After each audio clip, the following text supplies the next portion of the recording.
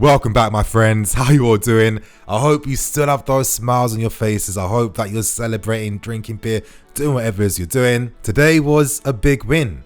It was a big win for the manager, a big win for the players, a big win for the academy, and the most important big win goes to us because finally consecutive wins. It's felt like an eternity, you guys, but you know what? Let's get straight into things. I'll bring you guys the player ratings video, and to start off with things, I'm going to be starting with Frank Lampard. So Frank Lampard, for me, I don't know if maybe at the moment when I was recording, maybe I'm just so elated, maybe I'm too gassed in the moment, but it doesn't feel right to not give Super Frank a Super 10. I'm sorry, you guys, but it was perfect. The major, massive reason why we won the game today was because tactically, we just completely outclassed Everton. But on top of that, you guys, it's Lampard's man management. He's stuck by some of these guys. And, you know, we've had managers like your Contes and previous ones that threw players under the bus. If you're out of the setup, you were never getting back in. There was no hopes for you whatsoever. But Lampard has trusted the players he has, and most importantly, trusted the academy, and it's why we got the win today. As I'm saying, Super Frank deserves a Super 10. We now move on to Olivia Giroux, and it was really great to see the player getting a goal today. Now, the first most evident thing is that Giroux looks finally match fit. He's playing to the end of 90 minutes most times now, and we need him. With Tammy being out and Michy Batshuayi not being up to the level, we need the experience and the quality of Giroux. This Giroux, he wants to go to the Euros. He's pumped up, he's fired up. So hopefully we get a masterclass from the player come the end of the season. He competed for every single ball in the air, winning most of them. He provided that platform, which was really important when you have runners off the ball on your Barkleys, your Mounts, your Pedros, your Williams. The perfect link-up target man today. Giroux gets a 7.5 out of 10. We now move on to Willian. A goal and an assist. I mean, a very good and productive day. And, you know, most of these player rating videos, I just remember giving fairly decent scores to Willian. And I really think that if you only look at Willian for his stats, then you're going to miss out on the details that make up why he's an important player and why managers consistently turn to him and use his experience. I mean, he set the precedent well. He presses so well, defensively good off the ball, very good in the system, and the goal he took, really good. You know, I've missed Willian taking that type of shot. I've always thought when he takes his shots really early, that's his best technique, but he doesn't really utilize it as much. But today, you got what you needed from Willian. He's going to get an 8 out of 10. We now move on to Pedro, and for me, you could argue this was his best game of the season. My thing with Pedro has always been the consistency. You don't know what Pedro is going to turn up on what day, you guys. Now, I think I can get the guy's mentality. If I was a player, yeah, and I've won every single thing in football, then I'm going to play at my pace. I'm going to do what I want. You know what I mean? But I think why managers like the players so much is his game understanding, his tactical understanding of how to operate in the system.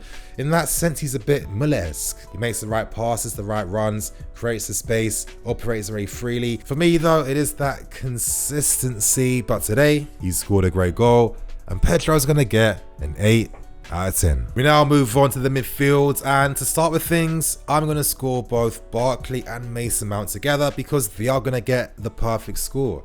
Now, for me, maybe this is no surprise. A lot of times when Barkley and Mount play together, they seem to look quite good. I think when they both play, it implies that we are playing with space to operate and move in. And playing them in the midfield 3 with Gilmour'S sitting deeper allow Mason and Barkley all the spaces, break the lines, run forward, run into channels, show their freedom. And that was reflected in the stats. I mean, these guys were clocking up like 5 and 7 dribbles per game. When do you ever see that? I thought Mount took his goal expertly, and this is the service the player screams for. He finds these positions non-stop. Feed him the ball early with the right weight. Did you see what Mason did? Received the ball on the half turn and in one motion basically. Took the early shot on the bottom corner. That took the keeper out. It's those details, you know, he's a guy that wins. He wins you games. Took the goal, great. And hopefully he builds on this and gets more goals down for Barkley. For God's sake, 2 assists today. He looks inventive. He looked sharp. He looked quick on the ball, quick with the half turn. He looks really confident. That was the most important thing. Is Barkley starting to turn things around? It's looking like that could be a very real possibility, you guys. Both these guys were very good in time together, really good. I mean, they helped us just dominate midfield. They're both going to score an 8 out of 10. We move on to the final player in midfield, young Billy Gilmour. Wow, I mean, Liverpool last week, Everton today. What is it with him and Merseyside? I'm not too sure. I don't know. But it seems like they seem to get the best out of Gilmour. The confidence he's shown these past 2 games, today in particular. And I think what I love about Gilmour and what really sums up the difference between him and Jorginho is that if you look at the stats, Gilmour didn't have like, 100 passes of the ball today? Or 80 passes? No. I think he had 30 passes today? Yeah, it's what the player does with the ball. It's what he does with it, it's how he uses it, it's the effectiveness. That's the purpose that Gilmour brings to the midfield and to this team with his passes. As I'm saying, Lampard's not trying to do sorry ball. He wants to create as many opportunities as quickly as possible. It's transition football. You need a player like Gilmour who has the capabilities, the quality, the composure, and of course the ability to be able to play quality passes with quality weight every single time consistently. It really makes a big difference in the attack, you guys, and for those reasons, with just how mature he looked, with how experienced he looked when he's barely played any games this season, how he tackles the ball, how he reads the game as well. I mean, last week Roy Keane was calling him a world-class player after that game against Liverpool. Now we all know that Roy Keane isn't the type of guy to like to gas anyone, but it's looking like Gilmour could be the real deal, you guys. I'm going to be giving Gilmour a 9 out of 10. We now move on to the fullback, starting with Marcos Alonso, and to be honest with Alonso, he didn't have much to do. I mean, he wasn't really getting attacked down his side, and in that sense, he wasn't as involved in the game. Now, that doesn't mean he was bad, it just meant that he had to put in a standard professional performance. And for me, that's what I want to see. Maybe 1 or 2 slight nervy moments, but disregarding them overall, his general game today was very professional. Marcos Alonso is going to score a 6.5 out of 10. And now we move on to Azpilicueta. Aspi, of course, naturally did record the most tackles in the game. He worked very hard and he kind of gave the platform to the attacking players to do what they wanted to do.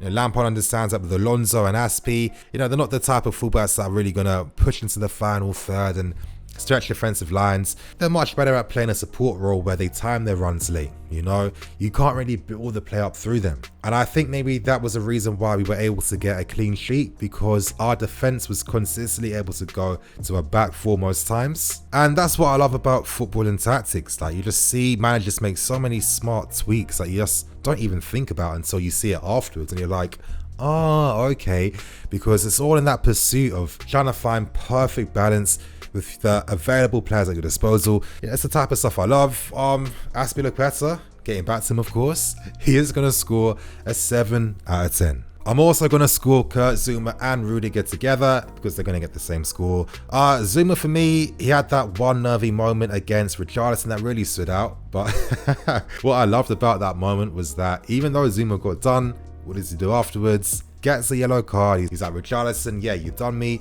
but what have you actually done with it? Because I did you in the end. For me, it's about how you react to your mistakes, and Zouma made the right decision. I mean, at times, maybe because he's playing down the left, maybe 1 or 2 times his passing can be slightly sloppy, but I don't think that's enough of a reason not to feel confidence in the player's game. I think he's very composed on the ball, very good. Personally, I think him and Rudiger are the best balanced partnership. Of course, maybe with Rudiger and Christensen, they're better passing on the ball. With Tomori and Zouma, they're better defending. But to get the best of both worlds out of what we have and what this team needs, I think maybe Zouma and Rudiger are best because, this is the Premier League. You do need strong defenders at the end, and with Zouma, I mean, other than Van Dijk, they're the 2 most aerially dominant defenders in the league. So he just feels so composed. And another smart tweak as well was seeing Rudiger playing down the right hand side instead of the left. Rudiger playing the cover role over Kurt Zouma. That did surprise me as well. But again, I understand the sense because Lampard's thinking, if Rudiger's playing as the stopper, I can't really trust this guy because his positioning is too poor. He isn't disciplined and he goes too high up, leaving huge gaps in behind. So for the sake of team balance, I can understand why Lampard has found the solutions that he did for today. They're both going to score a 7 out of 10. And to now end things with the first team with Kepa on goal, and I'm going to keep it very quick. confident, composed. He was rarely tested, but he did all the basics to a very high standard and level. He looked very confident, and that's what you want to see. Testament to Lampard's coaching. Kepa's going to get a 7 out of 10. And boys, before I end things, of course, I need to talk about the debutants that came on. Now, I'm not going to be giving them a score. My reason for that, maybe I'm being a bit silly to you, but I'm kind of thinking, they're still very young. They didn't really get as much game time, and I don't really want to reflect their performance by giving them a score. Instead, we can just talk about how they played. So, Broja didn't really get too many minutes. Hopefully, he gets more. He does look like quite a unit, and physically, it's going to be interesting to see how he copes in the league. And, of course, Tino Andrew coming on, 17 or like 18 now. He looks ready to be playing in the Premier League. I just love how confident he was. Yeah, things didn't come off, but he got into those positions. He was attempting the audacious. He was trying to make things happen. It's what you want to see from a 17-year-old. Hopefully, he could get even more game time as the season does go on. He was very unlucky that he wasn't even able to register a goal in the game today. But if you're asking me, I think it came down to maybe, his first time playing at this level. You have to adjust to the pace of the game, the intensity, and it takes a while for a sub to mentally tune into a game. So it was great to see from those guys. And of course, to end things by talking about Rhys James, I'm going to be giving him a 6.5 out of 10. Again, I thought it was another professional performance similar to Marcus Alonso. He played in midfield, slotted in quite decent. It took him maybe a few minutes to really settle into the role, but once he did, I thought he slotted in very well. He seemed to clearly understand what he had to do in midfield, and him and Gilmour looked composed playing out from the back, and it's a testament to the standard of coaching at this club. It's a testament to the academy at Cobham. This is the Chelsea way. This is how we build our very own identity. We're seeing it happening this season. These are the seeds being sown. It's going to be exciting times, you guys. And on that note, I'm going to wrap things up and keep things moving. Thank you for watching. Please like, comment, and subscribe. I'm Nini FC. This is Blue Lions TV. Do not forget to watch your match review if you haven't. And I'll see you guys in a bit.